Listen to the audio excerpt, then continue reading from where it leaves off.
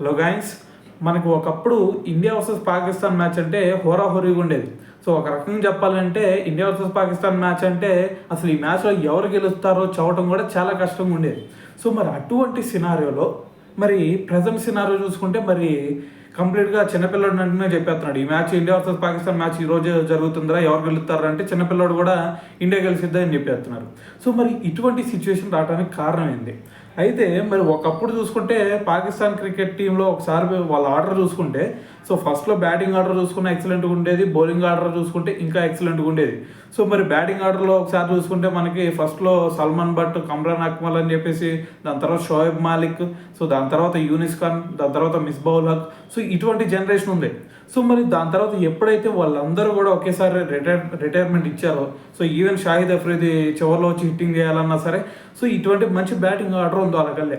దాని తర్వాత బౌలింగ్లో చూసుకున్నట్టయితే వాళ్ళకల్లే అజ్మల్ ఒకడు, దాని తర్వాత మరి షాహిద్ అఫ్రీది, సో వీళ్ళిద్దరు స్పిన్లో కంప్లీట్ చేసేవాళ్ళు. దాని తర్వాత బౌలింగ్ అటాక్లో వచ్చేసరికి మొహమ్మద్ అమీర్ అని చెప్పేసి, దాని తర్వాత ఉమ్రాన్ గుల్ అని చెప్పేసి, సో ఇలాగ వాళ్ళకల్లే బౌలింగ్ ఆర్డర్ కూడా ఎక్సలెంట్గా ఉండేది. సో మరి అటువంటి సిచ్యువేషన్ నుంచి ఇప్పుడు చూసుకుంటే చాలా దారుణంగా పడిపోయింది. సో బౌలింగ్ అటాక్లో అంత ఫెయిల్ అయితే అవ్వలేదు, కానీ బ్యాటింగ్ ఆర్డర్లో మాత్రం వాళ్ళకల్లే పక్కన ఒక టాప్ బ్యాటర్ ఎవరన్నా ఉన్నారు అంటే, సో ఎవరు కూడా టాప్ బ్యాటర్స్ ఎవరు కూడా కనిపించరాడు.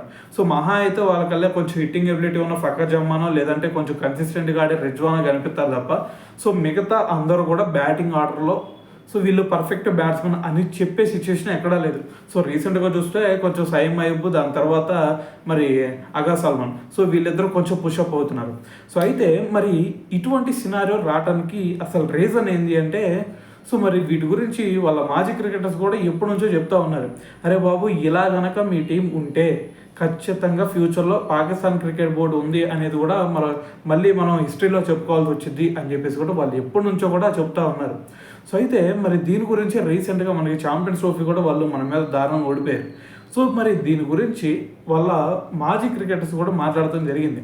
సో అయితే వీళ్ళకల్లే షోయబ్ అఖ్తర్, మీ అందరికీ తెలిసే ఉంటాడు, రాయల్పిండి ఎక్స్ప్రెస్. సో అతన్ని మించిన పేస్ బౌలర్ ఇప్పటివరకు ఎవరు కూడా లేరు. సో మరి ఒకప్పుడు వాళ్ళ టైంలో చూసుకున్నట్టయితే వసీం అక్రమ్, షోయబ్ అఖ్తర్ వీళ్ళ టైంలో చూసుకుంటే పాకిస్తాన్ టీంతో ఆడాలంటేనే ప్రతి ఒక్కరు పోసుకునేవాళ్ళు. సో మరి ఇప్పుడు చూసుకుంటే పాకిస్తాన్ క్రికెట్ టీంని ఈవెన్ యూఎస్ఏ కూడా ఓడించే సిచ్యువేషన్కి వచ్చింది. సో మరి ఇటువంటి సినారియోలో మరి షోయబ్ అఖ్తర్ కూడా కొన్ని విమర్శలు చేయడం జరిగింది. సో అవి ఎలాంటివి అంటే, ఒక స్టేట్మెంట్ ఇచ్చాడు. సో ఈ పాకిస్తాన్ క్రికెట్ బోర్డుకి, దాని తర్వాత ఈ పాకిస్తాన్ క్రికెటర్స్కి బుర్రాపాడు ఏమీ లేదు, సో వీళ్ళకి ఆడటమే రాదు అని చెప్పేసి కొన్ని బోల్డ్ కామెంట్ చేశాడనమాట. అయితే ఎందుకు చేశాడంటే, దాంతోపాటు ఇంకొక దాని గురించి రియాక్ట్ అయ్యాడు. అదేంటంటే ఇక్కడ బాబర్ ఆజం అలాగే విరాట్ కోహ్లీని ఇద్దరిని కంపేర్ చేస్తున్నారు. సో మరి బాబర్ ఆజం చూసుకుంటే అటు విరాట్ కోహ్లీకి పోటీ ఇవ్వగలిగే బ్యాట్స్మెన్ అని చెప్పేసి కూడా మాట్లాడుతూ ఉన్నారు.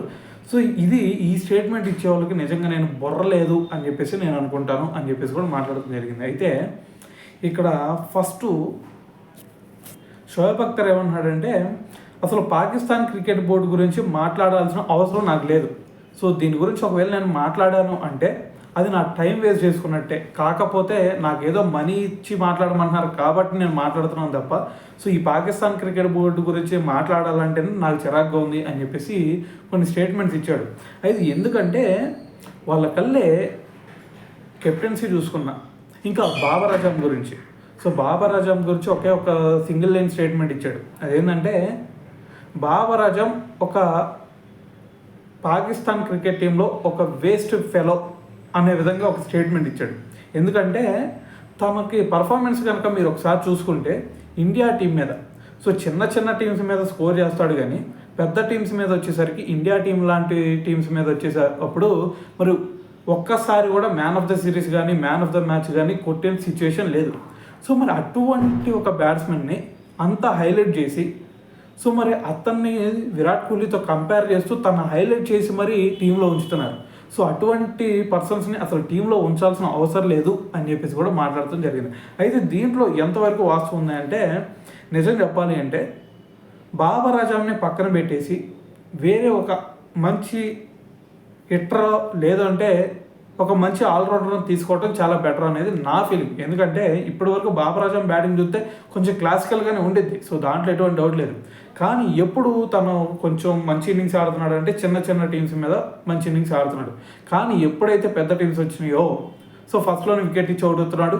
సో మరి దీని అందరికి రీజన్ ఏంటి అంటే ఏదో చిన్న టీమ్స్ వాళ్ళ బౌలింగ్ సెట్ లేకపోవడం వల్ల సంథింగ్ ఏదో గల్లీ క్రికెట్లో ఆడినట్టు సో ఎట్టైనా కొట్టేయచ్చు. కానీ ఎప్పుడైతే ఒక టాప్ క్లాస్ బౌలర్స్ వస్తున్నారో సో అప్పుడు కంప్లీట్గా చేతులు ఎత్తేస్తున్నాడు. సో మరి ఇటువంటి వాళ్ళని ఖచ్చితంగా డొమెస్టిక్ సీజన్లో మళ్ళీ వెనక్కి తీసుకెళ్ళి మళ్ళీ అక్కడ ఆడించి అక్కడ మళ్ళీ కొంచెం పర్లేదు అనిపిస్తే మళ్ళీ ఇక్కడ తీసుకురావాలి. అంతేగాని వాళ్ళకు ఒక హైప్ ఇచ్చేసి దాని తర్వాత రెండో విరాట్ కోహ్లీ అని చెప్పేసి ఇంత హైప్ క్రియేట్ చేసి దాని తర్వాత వాళ్ళ పర్ఫార్మెన్స్ చూస్తే చాలా నిల్లుగా ఉంది. సో మరి ఇటువంటి సిచ్యువేషన్లో ఖచ్చితంగా షోయబ్ అఖ్తర్ చేసిన వ్యాఖ్యలు అయితే ఖచ్చితంగా నేనైతే సమర్థిస్తాను. సో దాని తర్వాత వసీం అక్రమ్ కూడా మాట్లాడటం జరిగింది ఈ పాకిస్తాన్ క్రికెట్ టీం గురించి. అయితే వసీం అక్రమ్ ఏమంటున్నాడు అంటే మీరు ఒకటే గుర్తుపెట్టుకోండి, మన టీం సిచ్యువేషన్ ఒకప్పుడు ఎలా ఉండేది ఇప్పుడు ఎలా ఉంది. మన టీం సిచ్యువేషన్ ఇప్పుడు చూసుకుంటే చాలా దారుణంగా ఉంది. ఒకప్పుడు మనం ఇండియాతో మ్యాచ్ ఆడుతున్నాం అంటే ఫుల్గా వాళ్ళ మీద డామినేట్ చేసేవాళ్ళం, లేదంటే అరాకొర మ్యాచ్ ఓడిపోయేవాళ్ళం. కానీ ఇప్పుడు చూసుకుంటే కంప్లీట్గా వాళ్ళు డామినేట్ చేస్తున్నారు. ఈవెన్ ఐసీసీ ఛాంపియన్స్ ట్రోఫీ మన దగ్గర జరిగినా సరే ఫస్ట్లోనే మనం బయటకు వచ్చేసాం. అసలు దీని అందరికీ రీజన్ ఏంటి? మరి టీంలో చూసుకుంటే ఎంతమంది కొంచెం టీంకి ఉపయోగపడే బ్యాట్స్మెన్స్ ఉన్నారు. సో మరి ఒకవేళ ఈ టీంలో చూసుకుంటే దాదాపు ఒక 6-7 పక్కన పెట్టేసి కొత్త జనరేషన్ తీసుకురావాల్సిన అవసరం ఖచ్చితంగా ఉంది. సో దాని గురించి ఒకసారి ఆలోచించండి. సో ఒకవేళ ఒక 6-7 మొత్తాన్ని బయట పెట్టేసామంటే టీం కొలాప్స్ అయిద్దేమో అనే డౌట్ మీకు రావచ్చు.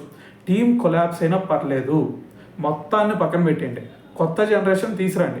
కొత్త జనరేషన్ తీసుకొచ్చి వాళ్ళల్లో మంచి హార్డ్ హిట్టర్లు ఉన్నారా, మంచి క్లాసికల్ బ్యాటింగ్ ఆడే బ్యాట్స్మెన్స్ కనిపిస్తున్నారా, సో వాళ్ళని ముందు తీసుకొచ్చి మీకు రిజల్ట్ ఫస్ట్ ఒక 5-6 నెలలు అంటే మీరు ఒక 3-4 సిరీస్లో ఓడిపోయినా పర్లేదు, మీ ఫ్యూచర్ బాగుండాలి. సో మీరు గనక ఈ చేంజెస్ చేయకపోతే ఇంకా ఎప్పటికి కూడా ఇదే కంటిన్యూ అవుతూ ఉండిద్ది. సో మళ్ళీ మనం పాకిస్తాన్ క్రికెట్ బోర్డ్ అంటూ ఒకటి ఉందరా అని చెప్పేసి మళ్ళీ మనం హిస్టరీలో చదువుకోవాల్సి వచ్చింది అని చెప్పేసి వసీం అక్రమ్ కూడా చెప్పడం జరిగింది. సో ఇదైతే చాలా వరకు వాస్తవం అనే చెప్పాలి. ఎందుకంటే వాళ్ళకల్లే బౌలింగ్ ఆర్డర్ ఉంది కానీ బ్యాటింగ్ ఆర్డర్లో సో ఒకళ్ళిద్దరు తప్ప ఎవరో కూడా టాప్ క్లాస్ బ్యాట్స్మెన్స్ ఎవరో కూడా కనిపించట్లేదు అనమాట. సో మరి వాళ్ళు చేసిన కామెంట్స్ అయితే ఇదనమాట. సో దాని తర్వాత మీకు ఆల్రెడీ తెలిసి ఉంటాడు మొహమ్మద్ హఫీజ్. సో హఫీజ్ కూడా మాట్లాడడం జరిగింది ఏది మనకి విరాట్ కోహ్లీని దాని తర్వాత బాబర్ ఆజంని ఇద్దరిని కంపేర్ చేస్తూ మాట్లాడుతున్న దాన్ని బట్టి సో అతను కూడా స్పందించడం జరిగింది. అసలు ఎక్కడ బాబర్ ఆజమ్ ఎక్కడ విరాట్ కోహ్లీ చూసుకుంటే సెంచరీ కొట్టాడు పాకిస్తాన్ మీద, ఇటువైపు బాబర్ ఆజమ్ చూసుకుంటే ఫస్ట్లోనే చేతులు ఎత్తేసి వికెట్ కీపర్ క్యాచ్ ఇచ్చేసి వెళ్ళిపోయాడు. సో మరి ఇటువంటి సినారియోలో మరి ఇద్దరిని ఎలా కంపేర్ చేస్తున్నారు మీరు అని చెప్పేసి కూడా మరి మొహమ్మద్ హఫీజ్ కూడా మాట్లాడటం జరిగింది.